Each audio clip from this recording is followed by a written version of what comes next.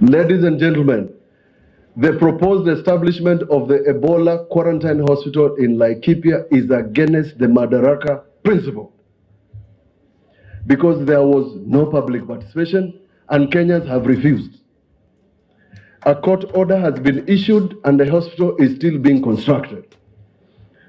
That is neo-colonialism. It is the opposite of Madaraka.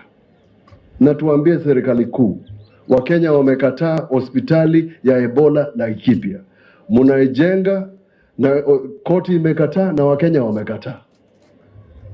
The people of DRC are burying doctors who are treating Ebola patients. They have gone further to even ban the hospitals.